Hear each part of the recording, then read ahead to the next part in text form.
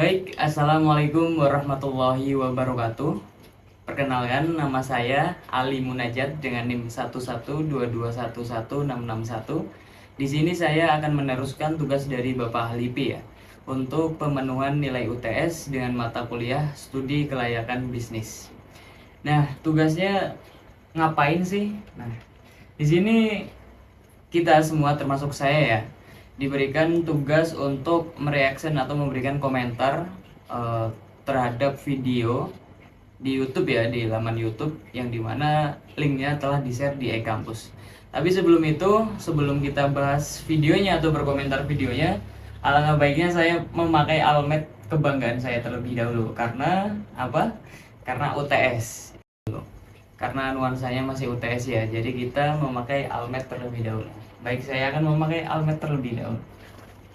Nah, sekarang kita sudah memakai almet ya, yang dimana nuansanya masih UTS, jadi kita memakai almet. Baik, langsung ke pembahasan ya. Izin kampus dicabut pemerintah, ratusan mahasiswa Sekolah Tinggi Manajemen Informatika dan Komputer Tasikmalaya, Jawa Barat berusaha menggeruduk ruang rektor. Keributan nyaris pecah saat ratusan mahasiswa menggelar unjuk rasa di halaman kampus Senin siang. Masa berusaha masuk ke ruang ketua sekolah tinggi namun dicegah aparat. Mahasiswa mempertanyakan penyebab pencabutan izin. Beberapa lainnya terlihat menangis meratapi nasib pendidikan yang sedang mereka tempuh. Pihak kampus yang menemui demonstran membenarkan izin kampus telah dicabut, namun tidak menjelaskan alasannya.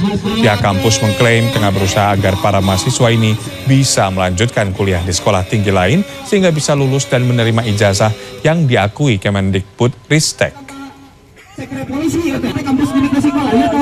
Terus bagaimana alasannya ditutup? Kenapa? Nah, itu kami menginginkan transparansi secara jelas apa saja pelanggaran-pelanggaran yang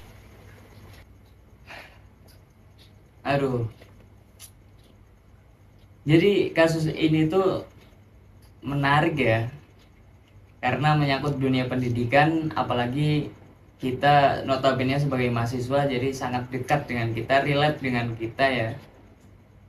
Sesuatu yang dekat dengan kita sebagai sama-sama mahasiswa. Saya juga kalau di posisi mahasiswa atau di posisi teman-teman yang berada di kampus tersebut, pasti akan pasti kecewa, pasti bingung, nangis juga ya kan. Sudah mengeluarkan banyak duit, tapi ternyata dari pihak kampus apa ya, tidak memenuhi hukum seperti itu ya. Atau suatu bisnis yang tidak layak untuk dijalankan seperti itu karena tidak memenuhi aspek-aspek hukum seperti itu ya. Coba bayangkan Anda kuliah selama 4 tahun. Setelah lulus Anda telah dapat ijazah ya. Bayangkan Anda sekolah 4 tahun, kuliah 4 tahun. Setelah Anda keluar, setelah Anda lulus, ternyata ijazah Anda nggak bisa digunakan ya. Atau ternyata tempat Anda yang berkuliah ternyata tidak memenuhi aspek hukum atau tidak diakui secara hukum atau nggak ada legalitas seperti itu. Apa yang mungkin Anda lakukan? Saya tidak bisa membayangkan ya, karena sepertinya sangat sulit untuk diterima. Karena ya gimana ya, mau diterima sakit, nggak diterima juga mau gimana lagi kayak gitu ya. Kita sudah membayar biaya kuliah selama 4 tahun, tapi ternyata tiba-tiba ya kita mendapat kabar bahwasanya ijazah kita tidak bisa digunakan atau tidak sah atau tidak legalitas. Ternyata kampusnya izinnya telah dicabut lama dan kita tidak mengetahui hal itu seperti itu.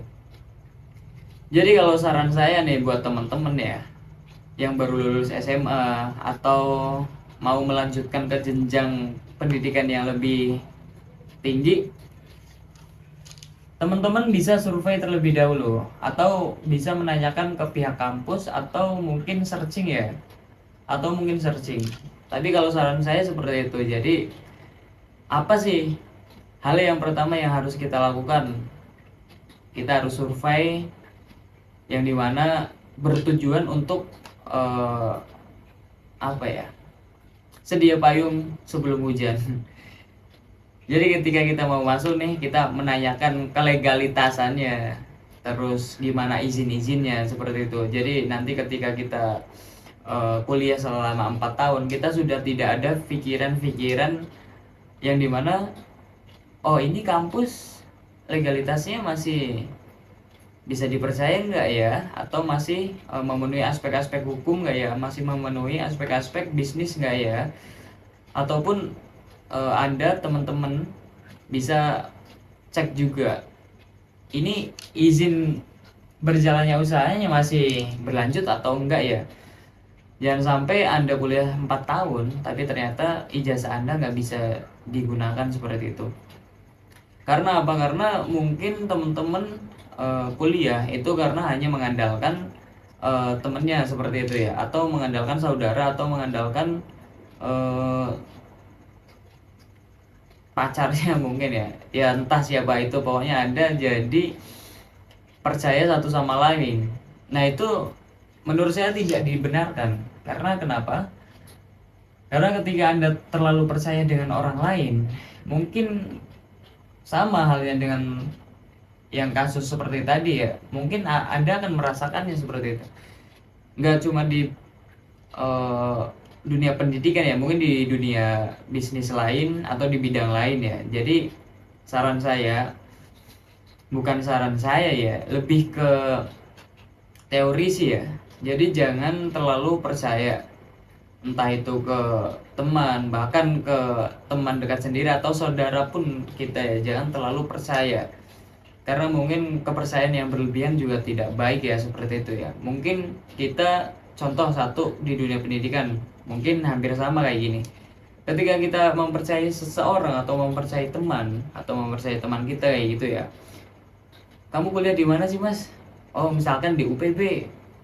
Kita karena saling percaya, karena kita sudah tidak apa ya istilahnya mencari informasi yang lebih valid, kita hanya mengandalkan saling kepercayaan. Oh ya udah saya ngikut mas, seperti saya gitu, seperti Mas Ali lah, saya akan kuliah di UPB. Padahal kita di situ mengandalkan saling percaya. Kita tidak berbicara masalah kita harus survei terlebih dahulu atau apa gitu. Kita saling mengandalkan, saya percaya sama-sama situ, orang dia sudah kuliah 3 tahun di situ, bentar lagi lulus, pasti kampusnya juga benar insya Allah masuk. Setelah berjalan 2 semester 3 semester tidak ada kejanggalan, setelah 4 semester mungkin baru ada kejanggalan, baru kecewa, atau mungkin ngerasa rugi, ngerasa dirugikan. Padahal kesalahan seperti itu kan balik lagi ke teman-teman ya. Karena yang tadi yang saya bilang di awal bahwasanya kita jangan terlalu percaya. Kita harus mencari informasi yang benar-benar valid ya. 1-3 informasi yang dimana 1-3 informasi ini saling berkorelasi atau mempunyai relevansi yang setidaknya mendukung keyakinan kita seperti itu, agar kita juga terhindar dari masalah-masalah yang sedang kita bahas sekarang seperti itu ya. Mohon maaf saya ngecek, ini mic-nya mati ya. Nah jadi seperti itu. Jadi itu saran saya, jangan terlalu percaya terhadap teman seperti itu ya. Apalagi cuma mengandalkan saling percaya. Kita harus memvalidasi penting, mencari kebenaran juga pastinya penting ya. Jadi di video tersebut itu memperlihatkan keresahan para mahasiswa akibat pencabutan izin operasional kampus tempat mereka belajar, yang tadi saya bilang bahwasanya resah dong setelah mengetahui bahwasanya pihak kampus itu tidak melanjutkan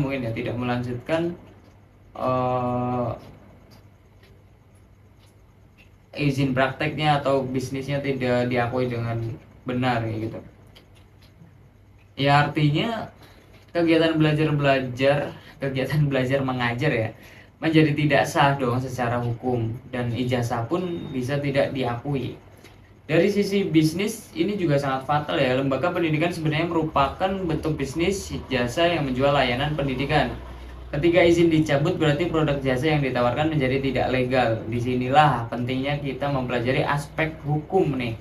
Penting banget ya untuk studi kelayakan bisnis agar peristiwa ini itu tidak terjadi lagi seperti yang tadi saya bilang juga. Ketika kita ini ngomongin masalah pendidikan ya, ketika kita misalkan mau masuk kuliah jangan saling percaya. Validasi dulu kan, kita nggak tahu juga nih kampus ternyata tidak memenuhi standar aspek-aspek hukum ya, atau harus memenuhi 5 aspek lah, aspek pasar, teknis, manajemen, finansial ya gitu kan. Dan pasti yang paling penting itu dia aspek hukum sih ya. Bahwa apa sih aspek hukum itu, fungsinya apa gitu, fungsinya apa sih mas aspek hukum? Ya seperti tadi, biar diakui oleh negara, terus dilindungi, terus serta kedepannya itu tidak menimbulkan pelanggaran hukum di masa depan. Kalau aspek ini diabaikan, bisnis apapun bisa berhenti total ya, hanya karena satu surat pencabutan izin seperti yang pada kasus video tersebut yang kita bahas sekarang. Nah, aspek-aspeknya itu apa aja ya? Yang pertama itu ada legalitas dan perizinan usaha ya. Ada legalitas dan perizinan usaha seperti yang tadi saya katakan di video awal, jadi udah nggak legal nih. Dan jadi jatuhnya udah kayak ilegal ya pastinya. Dan di setiap kampus nih ya, di dunia pendidikan ya, ini kita lagi ngomongin kampus ya. Kampus itu harus memiliki izin operasional resmi dari Kemendikbud Ristek serta akreditasi dari BNPT ya. Tanpa izin tersebut, kampus tidak memiliki dasar hukum untuk beroperasi. Dalam kasus di video pencabutan izin berarti kampus itu kehilangan legalitasnya. Dari sisi kelayakan bisnis ini menunjukkan bahwa bisnis tersebut tidak layak secara hukum. Nah, yang tadi saya bilang kita harus memvalidasi apa yang telah menjadi informasi yang masuk ke kita gitu ya. Jadi kita tidak bisa hanya mengandalkan atau saling percaya nih. Jadi kita harus riset. Terus mungkin bisa dicek di Kemendikbud Ristek atau mungkin dari akreditasinya ya. Ini kampus beneran nggak nih? Ini kampus legal nggak nih? Atau perizinan usahanya dia ada atau enggak seperti itu. Karena kasihan, aduh mohon maaf ini 4 tahun kuliah dan ternyata ijazahnya nggak bisa dipakai seperti itu ya kan, nyesek sekali. Untuk yang nomor 2 adalah kepatuhan terhadap regulasi ya. Setiap sektor bisnis memiliki regulasi khusus untuk pendidikan tinggi diatur oleh Undang-Undang Nomor 12 Tahun 2012 tentang pendidikan tinggi dan peraturan turunannya. Jika lembaga tidak memenuhi ketentuan seperti standar dosen, kurikulum, sarana prasarana dan administrasi, maka resikonya bisa seperti di kasus ini, izin dicabut.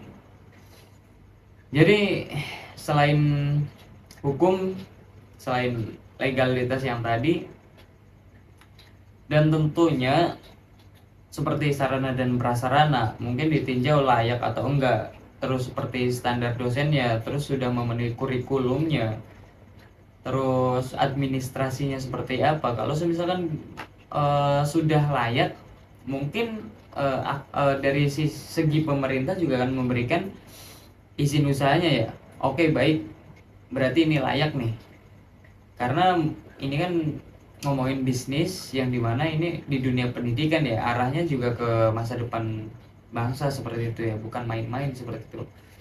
Jadi tentunya pasti pemerintah juga akan tinjau nih sarana dan prasarana, dosennya, seginya, segala macam layak atau enggak seperti itu. Untuk yang nomor 3 ada di resiko hukum ya. Pencabutan ini juga ya, yang seperti di video, menyebabkan hilangnya kepercayaan publik nih. Mahasiswa bisa menuntut karena hak pendidikannya terganggu dan kampus kehilangan reputasi serta aset. Dalam studi kelayakan, resiko-resiko seperti ini harus diidentifikasi sejak awal agar bisa diantisipasi. Betul. Yang berulang kali saya katakan, jangan saling percaya ya.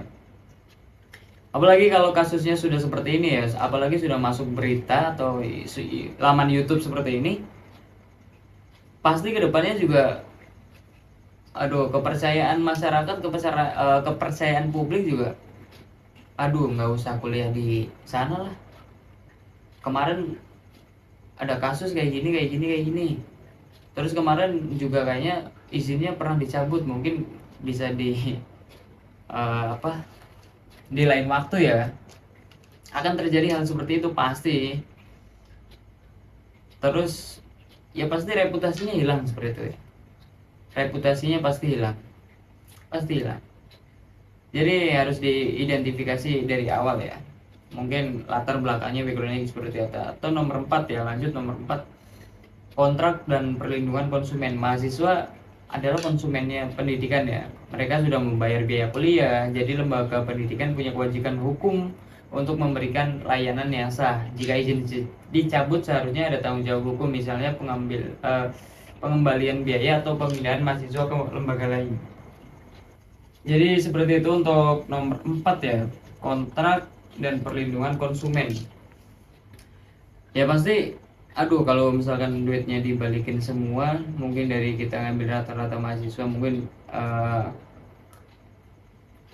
dimulai misalkan dari tahun 2024, jangan lah, tahun 2000 lah, 2020 lah, tahun 2020 izinnya misalkan sudah dicabut ya. Terus sekarang sudah 2025, sudah 5 tahun. Dalam 1 tahun ada sekitar, misal kita bikin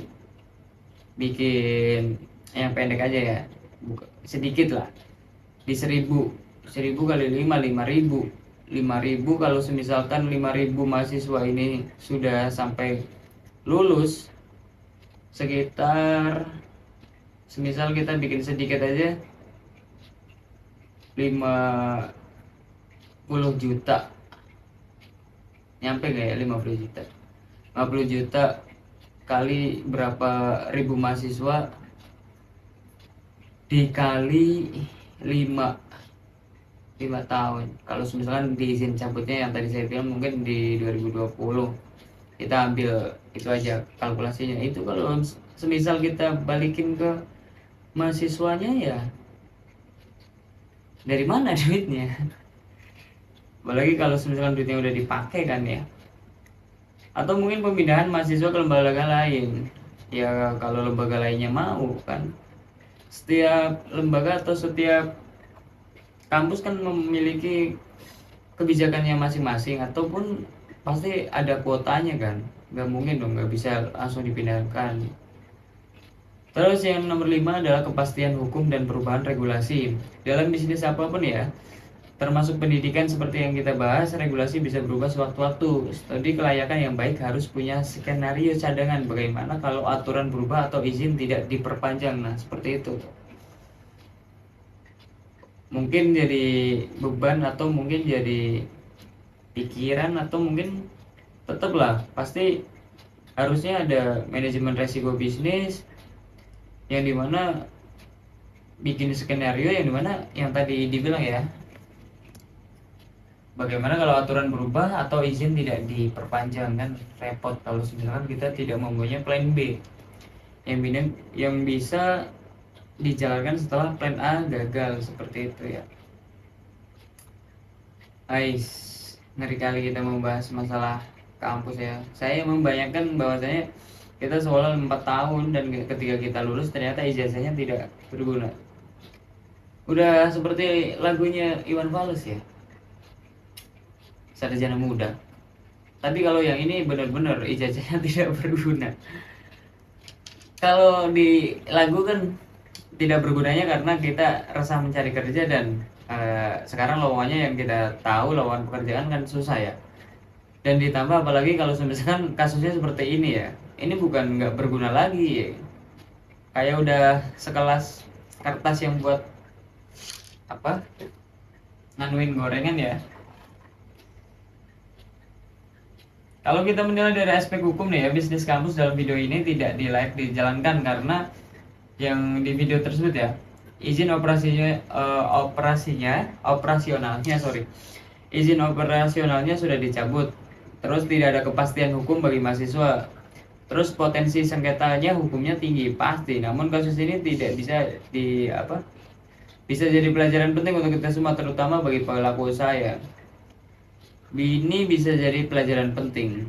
Jadi ketika kita yang tadi bilang mau nyari tempat kuliah, jadi kita harus nyari yang benar-benar kan, validasi, terus nanya-nanya, dan pelajaran penting seperti itu. Dan kita ketika mau belajar nggak usah ngalamin hal yang seperti mahasiswa-mahasiswi yang ada di video tersebut ya. Bisa menjadikan pelajaran buat kita sendiri ataupun pelaku usaha nantinya. Apa sih agar bisnis pendidikan bisa dinilai layak ya secara hukum? Maka perlu dilakukan beberapa hal penting. Pastikan semua izin operasional lengkap dan selalu diperbarui. Terus lakukan audit hukum secara berkala, pasti ya. Pasti ada audit nih, atau mungkin per kuartal, per tahun, atau per minggu bisa jadi ya. Itu dilakukan sebuah audit. Terus susun perjanjian ya yang melindungi mahasiswa. Bangun transparansi dengan publik. Dari kasus ini ya ada satu pesan penting yang bisa kita ambil. Kita tidak boleh mudah percaya begitu saja. Itu kesimpulan yang tadi saya bilang. Pastinya kita harus cek and recheck ya. Karena apa? Karena kenapa saya ulangi ya? Kenapa saya selalu sounding terus masalah kepercayaan? Karena saya ngomong begini juga saya sadar gitu setelah saya dikasih tahu Bapak Halipi juga nih, kamu jangan terlalu mudah percaya juga nih sama teman-teman kamu, ataupun kamu daftar di sini dulu di UPB, pernah nggak kamu menanyakan legalitas atau hukum yang menaungi di UPB? Saya baru terbuka, oh iya ya, baru sadar. Kalaupun saya sadarnya di semester 7 atau 8, aduh, duit saya hilang ya kan. Harusnya buat hal-hal yang lain ataupun bentar lagi lulus, malah ternyata ijazahnya nggak guna gitu. Jadi pada akhirnya kita akan menanggung akibatnya nih jika ternyata lembaga itu tidak legal ya. Jadi yang tadi saya bilang harus jangan saling percaya. Dalam dunia bisnis pun begitu ya, jangan mudah tergiur dengan janji atau tampilan luarnya nih yang meyakinkan. Selalu lakukan pemeriksaan hukum legal dan legal itu. Sebelum melakukan pemeriksaan hukum, legal due diligence sebelum berinvestasi atau bergabung ya.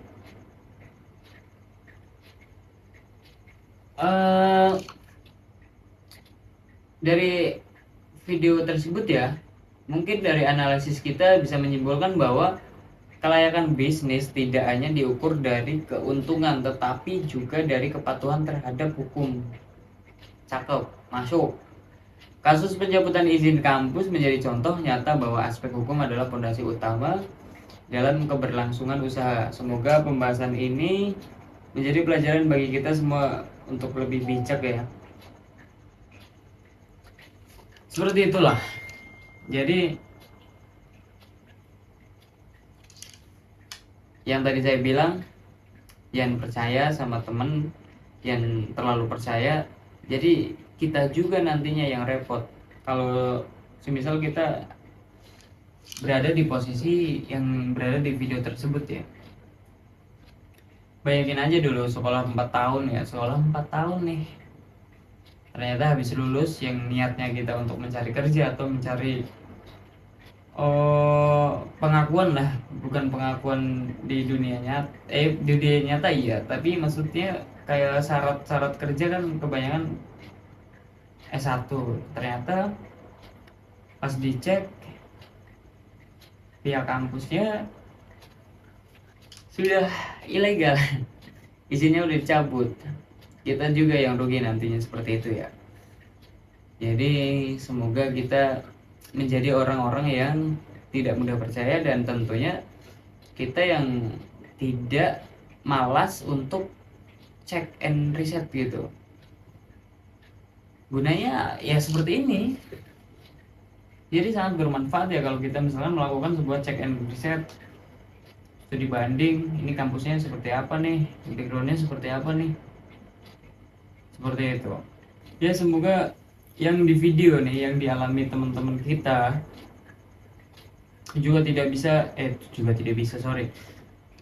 semoga tidak dialami oleh teman-teman nih. Jadi harus check and reset, harus memastikan benar-benar ya, saya mau kuliah di mana nih, jadi harus dipersiapkan matang-matang seperti itu. Baik, mungkin itu saja yang dapat saya sampaikan atau komentar saya ya dalam menanggapi video tersebut. Karena jujur guys, saya juga tidak bisa membayangkan, karena ketika saya di posisi teman-teman tadi seperti tadi, saya juga akan merasakan hal yang mungkin tidak bisa diucapkan sekarang ya, atau tidak bisa diucapkan melalui kata-kata. Pasti nangis, yang jelas nangis, kecewa pasti. 4 tahun gak guna ijazah, parah. Baik, jadi itu yang bisa saya sampaikan ya. Tadi kata-katanya yang sangat baik adalah kelayakan bisnis tidak hanya diukur dari keuntungan, cakep banget kalau saya baca maksudnya, tetapi juga dari kepatuhan terhadap hukum. Mari kali. Dan kalau kata-kata dari saya nih ya, hidup kesepian tanpa kekasih. Cukup sekian dan terima kasih. Itu saja yang dapat saya sampaikan. Apabila ada kekurangan saya mohon maaf ya. Kurang dan lebihnya pokoknya saya mohon maaf. Apabila dalam pengambilan videonya juga mungkin masih banyak kekurangan, juga saya minta maaf ya. Di sini saya juga bukan bermaksud menggurui atau merasa sok pintar dari kata-kata saya, mungkin ya dari konotasi segala macam. Saya mengucapkan minta maaf, atau saya di sini juga belajar seperti itu. Apalagi ini juga buat pemenuhan nilai UTS. Baik, wassalamualaikum warahmatullahi wabarakatuh. Terima kasih, saya Ali Munajat. Terima kasih buat Bapak Halipi. Begitu saja Pak yang dapat saya komentari. Terima kasih. Bye bye, see you next time. Thank you very much.